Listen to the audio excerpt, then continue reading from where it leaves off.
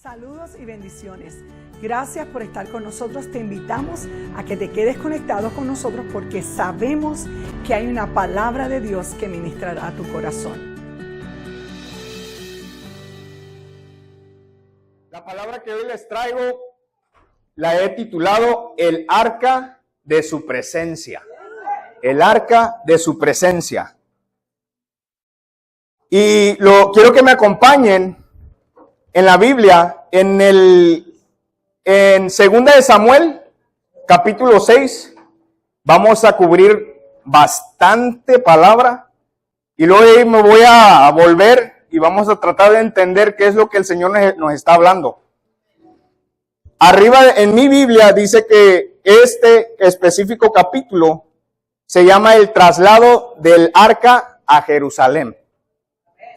Y empieza así, versículo 1 dice, entonces David, acuérdense, yo estoy leyendo la nueva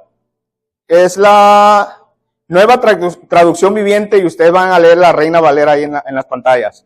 Dice, entonces David volvió a reunir a las tropas más selectas de Israel, un total de 30,000, y las llevó a Balá de Judá para traer de regreso el arca de Dios, que lleva el nombre del Señor de los ejércitos celestiales, quien está entronizado entre los querubines. Así que pusieron el arca de Dios en una carreta nueva y la retiraron de la casa de Abinadab, que estaba en una colina.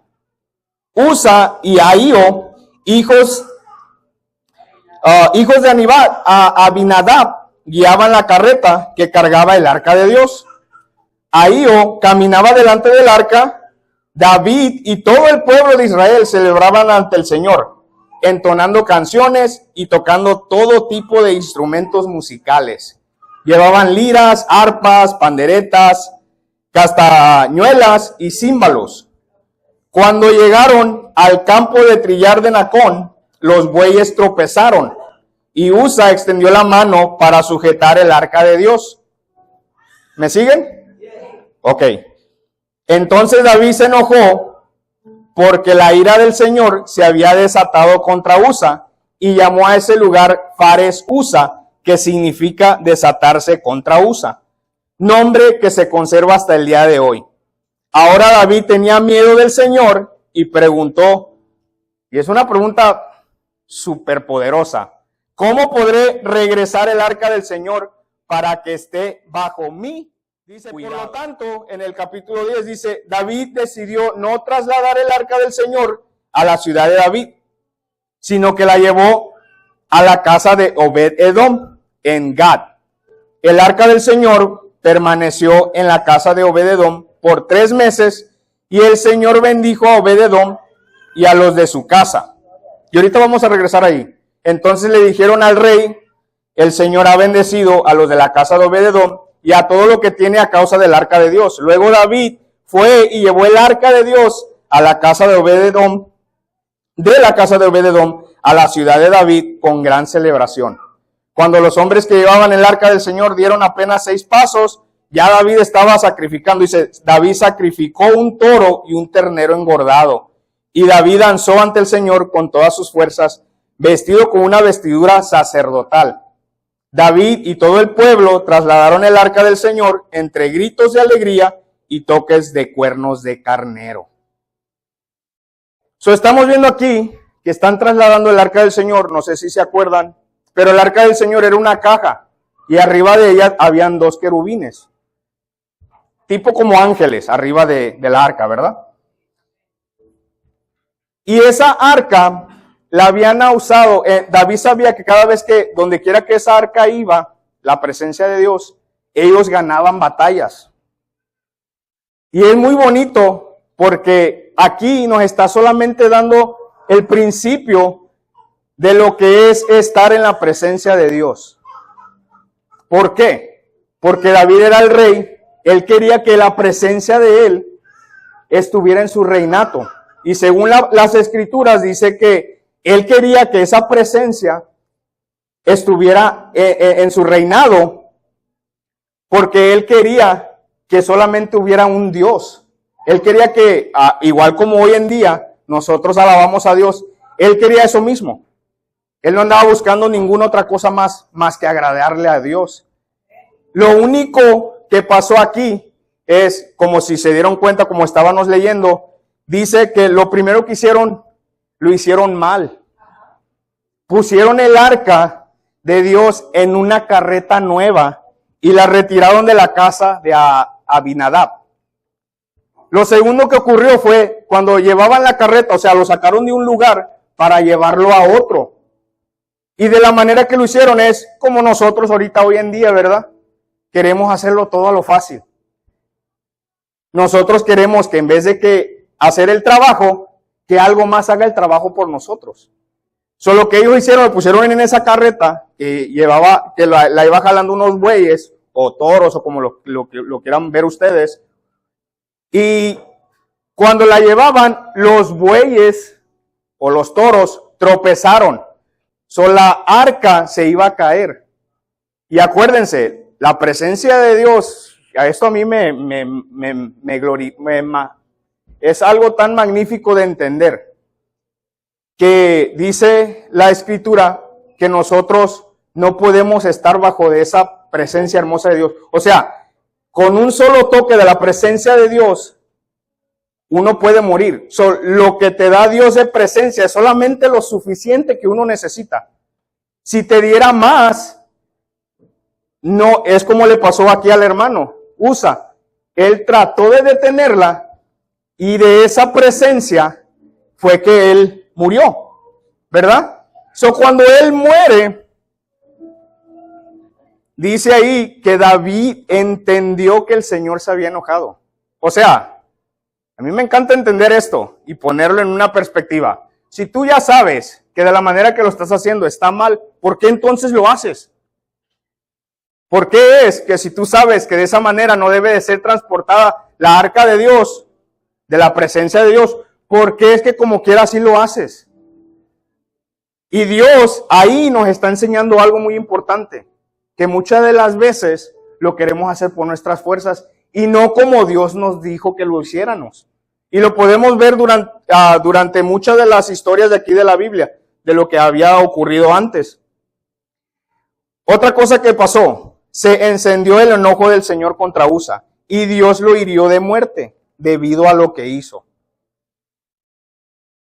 ¿Por qué Dios va a permitir algo así? Y siento que fue porque Dios les quería enseñar que lo que él estaba haciendo era para llamarles la atención, ¿verdad? Muchas de las veces hacemos cosas que no deberemos estar haciendo. ¿Y cómo es que Dios hace? Nos llama la atención, ¿verdad? Y luego, David se enojó porque la ira del Señor se había desatado contra Usa. Es como que, ¿verdad? ¿Cuántos aquí no harían lo mismo?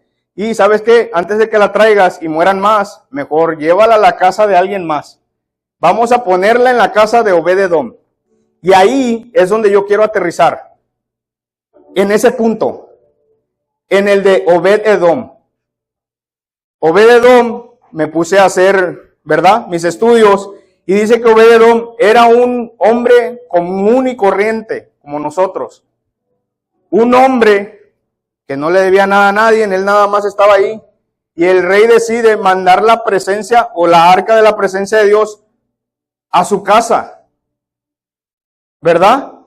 Y qué tan poderoso es que yo me imagino que David él había pensado que la presencia de Dios también lo iba a matar a él, ¿verdad? Y no fue así. Dice en la Biblia que en vez de que ocurriera eso, ¿verdad? Es como estar mirando y a ver qué es lo que va a pasar. Y en vez de que ocurra eso, dice que la presencia de Dios estuvo en su casa 3 meses. 3 meses. Imagínese usted que la pastora Abel le dice, ¿sabes qué? Quiero que el arca, todavía tenemos aquí la arca, que usted se la lleve a su casa y a ver qué pasa.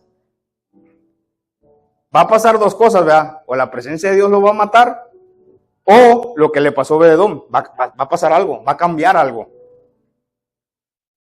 Y eso fue lo que pasó.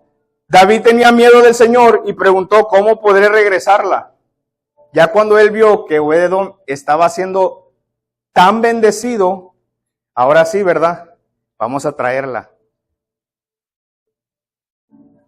Pero esta vez lo voy a llevar a Primera de Crónicas, capítulo 15. Y aquí, en este capítulo, vamos a volver a ver qué fue lo que ocurrió después de que pasó esto. Porque muchas de las veces, ¿verdad? No sabemos qué es el trasfondo de la historia. ¿Qué fue lo que pasó después de ahí? Y en el capítulo 15 de Primera de Crónicas dice que David construyó varios edificios para sí en la ciudad de David. También preparó un lugar para el arca de Dios y levantó una carpa especial para ella. Después ordenó, oí lo que dice aquí, nadie, excepto los levitas, podrá llevar el arca de Dios. El Señor los ha elegido a ellos para que carguen el arca del Señor y para que le sirvan para siempre. Si regresamos a Samuel, vamos primero a ponerle en una carreta. Y luego miró la consecuencia de lo que es no hacer la voluntad de Dios, de no obedecer a Dios. Vamos a ponerlo en una carreta y ahora, después de que pasó todo, dijo, ¿sabes qué? Vamos a hacerlo como decía, como lo que le habían mandado a Moisés que lo hiciera. Vamos a hacer que los levitas se encarguen de la arca de la presencia de Dios. Y luego dice aquí, luego David, en el versículo 3, luego David convocó a todo Israel a Jerusalén para trasladar el arca del Señor al lugar que él le había preparado. Y luego habla de los números, cuántos eran los levitas. Luego nos vamos a brincar hasta el versículo 11, donde dice, luego David mandó a llamar a los sacerdotes Sadoc y Abiatar, y a los siguientes jefes levitas, Uriel, Asaías, Joel, Semaías, Eliel y Aminadab. Les dijo, ustedes son los jefes de las familias levitas. Y aquí es donde me encantó, dice, deben purificarse ustedes mismos y todos los demás levitas a fin de que puedan traer el arca del Señor, Dios de Israel, al lugar que le he preparado. Como no fueron ustedes, los levitas, los que llevaban el arca la primera vez, el enojo del Señor, nuestro Dios, se encendió contra nosotros. No habíamos consultado a Dios acerca de cómo trasladar de la manera apropiada. Aquí podemos ver que no consultaron, lo hicieron por sus propias fuerzas. ¿Cuántas veces todo lo queremos hacer por nuestras propias fuerzas? O sea, ¿cuántos de aquí, antes de hacer algo, oramos? ¿Cuántos nosotros de aquí, antes de movernos a un lugar, en realidad lo consultamos con Dios? ¿Cuántos de nosotros? ¿Sí me entienden? ¿Cuántos de aquí de nosotros, cuando andamos buscando un trabajo, en realidad oramos y se lo pedimos al Señor? Que cuando estamos seguros de la decisión que vamos a tomar, ya Dios ya dijo que sí. ¿Cuántos de nosotros ya hemos hecho eso? Nadie. Bueno, la mayoría de nosotros sí y la mayoría de nosotros no. Como que la mitad y la mitad, ¿verdad? Y hoy Dios nos quiere recordar de eso. Acuérdense lo que hicieron antes. Y uno dice, ¿verdad? Hombre, si la Biblia es bien vieja, tiene cuántos años. Pero muchas de las veces hay que regresar a ella para consultar cómo lo hicieron antes y cómo lo debemos de hacer hoy. Y si seguimos, dice que David también ordenó a los jefes, en el versículo 16 de 1 de Crónicas, capítulo 15, dice, David también ordenó a los jefes levitas que nombraran un coro de entre los levitas formado por cantores y músicos. O sea, él ya estaba preparando todo, para entonar alegres canciones al son de arpas, liras y címbalos. De modo que los levitas nombraron a Emán, hijo de Joel, junto con sus hermanos levitas, Asaf, hijo de Berequías, y Etán, hijo de Cusaías, del clan de Merari.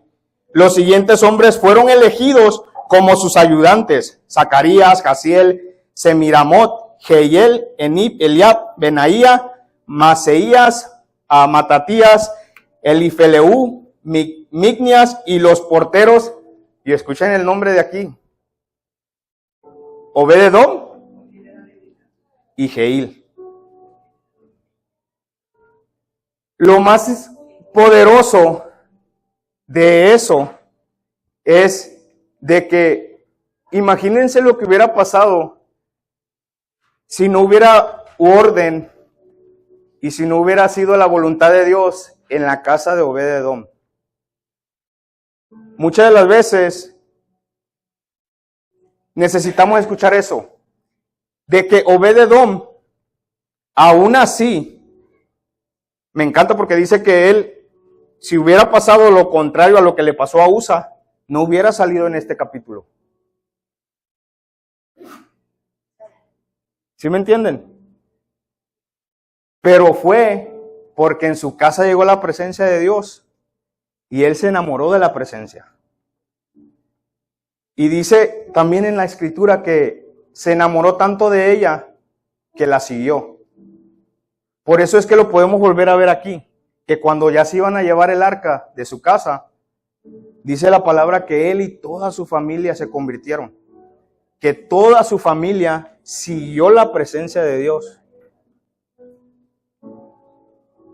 Y luego si seguimos, dice ahí cómo lo hicieron, el traslado al arca. Esta vez sí lo hicieron de la manera correcta, que cuando iba llegando el arca a la casa, a lo que es la arpa que le hizo la carpa que hizo el rey David,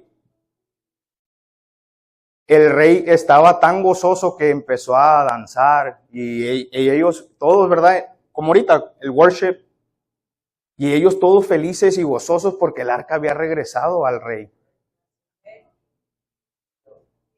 Y luego de ahí no me quiero meter, ¿verdad? Porque dice que también pasó algo más. Que cuando lo leí, lo volví a leer, dije, wow, qué poderoso. Que aún así, trayendo el arca a la casa, hubo celo de parte de su esposa. Y le dijo, pues tú eres el rey, o sea, ¿por qué estás bailando delante de las sirvientas de esa manera?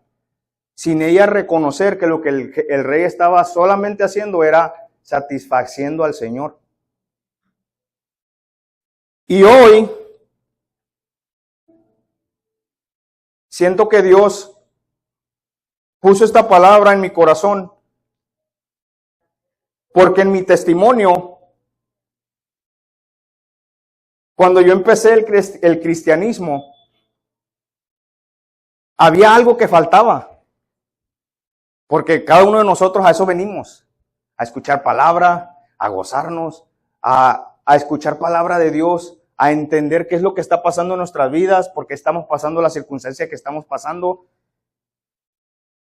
Y venimos, nos gozamos y nos vamos a la casa y seguimos en la misma rutina de siempre. Hasta que una vez le dije al Señor, hay algo que falta, hay algo. Y Dios me confrontó con esta palabra de Obed-edom. Me dijo, lo único que a ti te falta es cargar la presencia de Dios. Porque si seguimos leyendo, acuérdense que no se termina aquí en Crónicas, sigue la Biblia. No hay un punto ahí, sigue. Por eso fue que vino Jesús, porque Jesús vino a dejar esa presencia. Y cuando yo le decía a Dios, Señor, ¿qué es lo que me falta? Dios me dijo, te falta una cosa.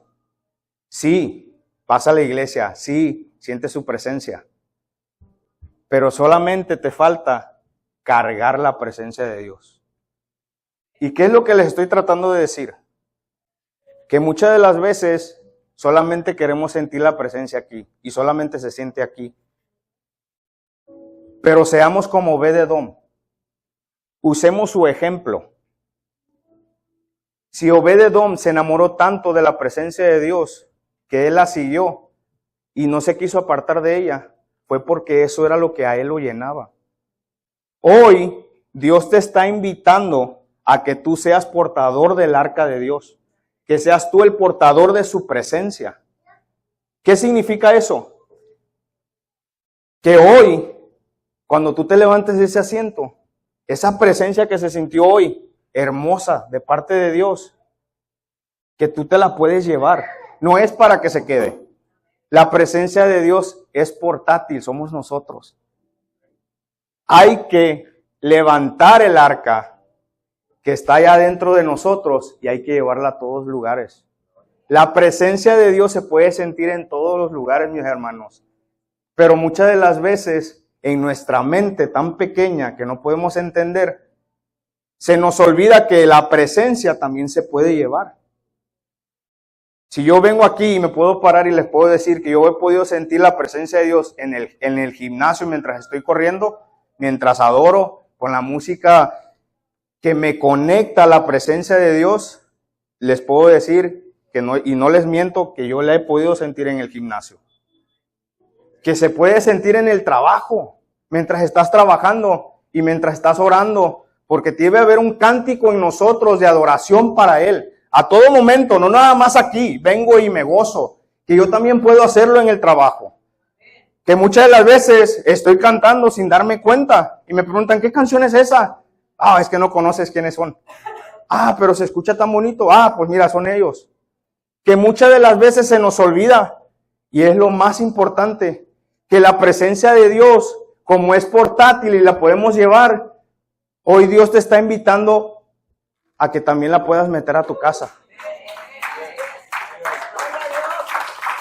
Que así como Obed-Edom fue forzado, ¿verdad?, a llevar la presencia a su casa, porque él no la escogió. Él no dijo, rey, yo. Ahí no dice eso.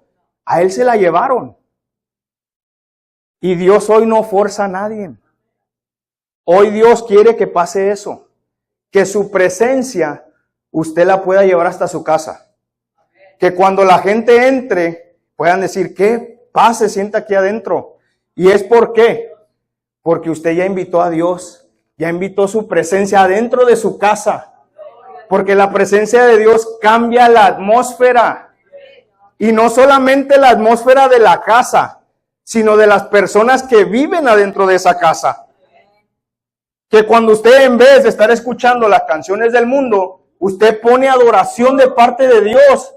Y la atmósfera empieza a cambiar y se puede sentir esa presencia, que cuando las personas entran a su casa, sienten esa misma presencia que se siente aquí en la iglesia. Pero ¿qué es lo que hacemos? Lo contrario.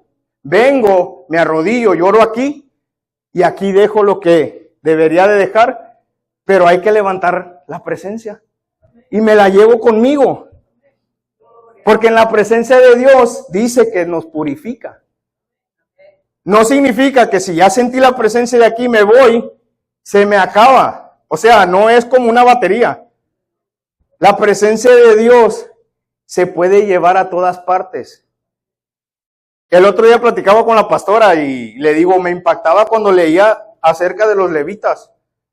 Porque cuando empezó el movimiento de cuando salieron de Egipto, decía ahí que los hijos de este recibieron tierra y los hijos de este recibieron de esto y esto y esto y esto. Y los levitas no recibieron nada. Pero lo más importante que Dios le dio a los levitas fue su presencia. Que ellos estaban encargados del templo. Y eso es lo único que necesitamos. Que cuando estoy en su presencia, todo lo demás no cabe. O sea, no puede caber depresión si estoy en la presencia de Dios. No puede, enojo no puede caber ahí porque ahí está la presencia de Dios. La presencia de Dios expulsa lo que esté adentro de mí. Porque no puede ver lo demás dentro de mi templo cuando la presencia de Dios está en mí. ¿Por qué crees que cuando Jesús caminaba, los demonios decían, no, aquí no, déjame, Señor, mejor me voy? ¿Por qué? Porque Él caminaba en espíritu, en verdad, y bajo todo, la presencia de Dios iba con Él. ¿Sí me entienden? Pero ¿qué es lo que hacemos? Empezamos a buscar en otras partes. ¿Qué es lo que me puedo llenar? Eso es lo que siempre le digo a mis hijos. Mira, no te puedes sentir feliz si todo lo que ves te causa ser infeliz. Tú te tienes que llenar de presencia para que todo lo demás salga.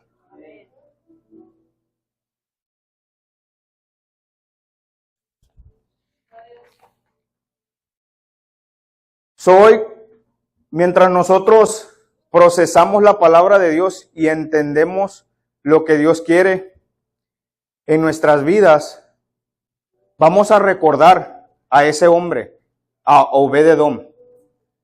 Y no es para idolatrarlo, ¿verdad? No quiero que lo pongan como santo. Quiero que lo usen como ejemplo. El ejemplo de que si la presencia de Dios estuvo en la casa de Obed-Edom y pudo cambiar a su familia entera, hoy esa es la respuesta que Dios trae a nosotros.